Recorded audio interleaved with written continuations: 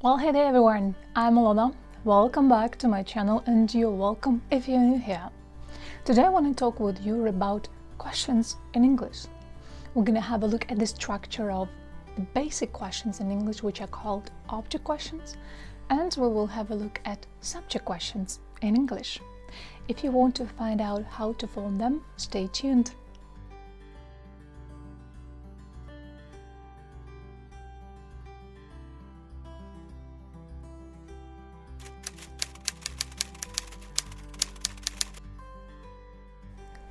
Usually we use an auxiliary do, does, have or has to make questions in English.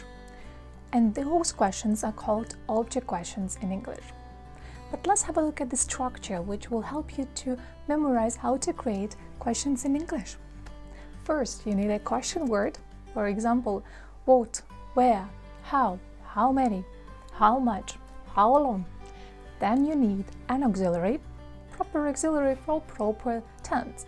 For instance, if we talk about present simple, do or does, past simple, did, future simple, will, present continuous, am, is, are, past continuous, was or were, present perfect, have or has, past perfect, had. And then you need a subject and a verb and all the rest which you need in the sentence.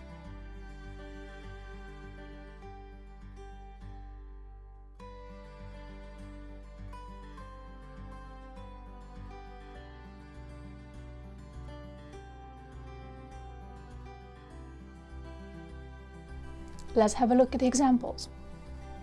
Present simple. Where do you live? Where do you live? Past simple. What did you do at the weekend?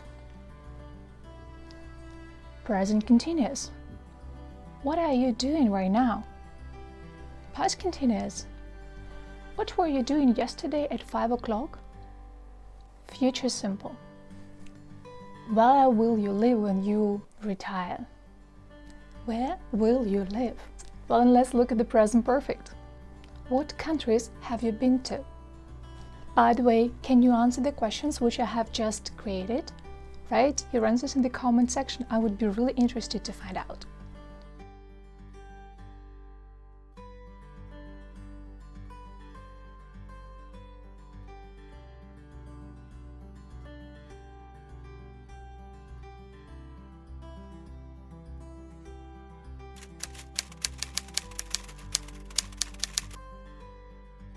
There is another type of questions which are called subject questions. Obviously, we need to find out what the subject is. Let's have a look at it. Anna lives in Ukraine. Anna is the subject, the thing or a person, the doer of the action. Then we have a verb. Actually, if we talk about sentence structure, it is called predicate, but grammar books call it just a verb. Verb in the proper form. If it is like present simple, Anna lives, he, she, it, ending s or es. And then we have an object. Anna lives where? Here, in Ukraine, is actually an object. Let's have a look at some more examples. Try to guess where the subject and where the objects are in each of the sentences. Let's try on. Peter has been to the UK. Peter, subject, has been, verb, UK, where, it is the object. One more example.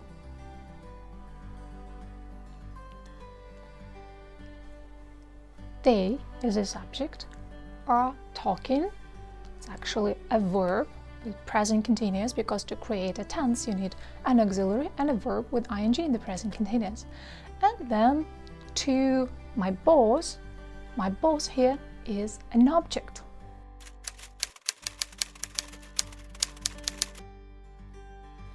Well, and subject questions, obviously they ask about the subject. For instance, who lives in Ukraine? The answer will be Anna. Anna lives in Ukraine.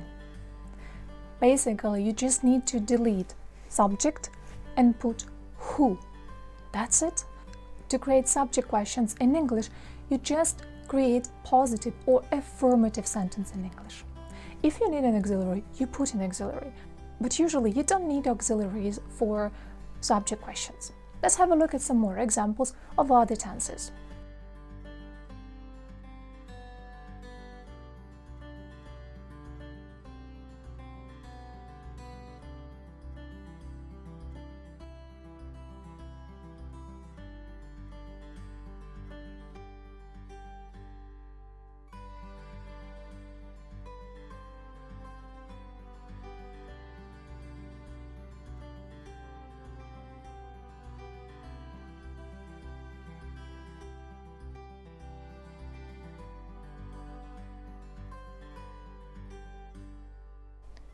If we talk about subject questions, you can create these questions with such words as who, what, whose, how many. For example, how many people live in your country? How many people is just the big question word. The answer will be, for example, approximately 45 million of people live in Ukraine. What about your country? How many people live in your country? Please write in the comment section.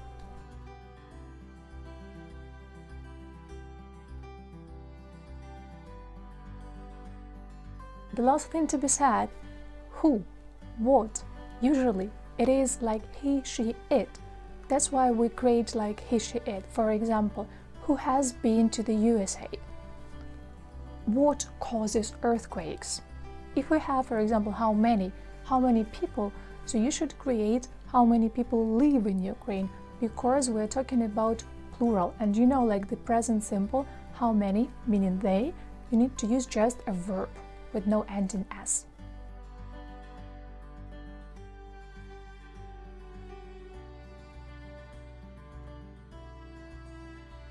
I hope the video was useful. Please don't forget to put like button and subscribe, because I'm gonna post some more interesting videos. And that bell below, please hit it, because you'll receive notification wherever I post a new video. See you next time in my next video. Don't forget to answer the questions that I've asked you today.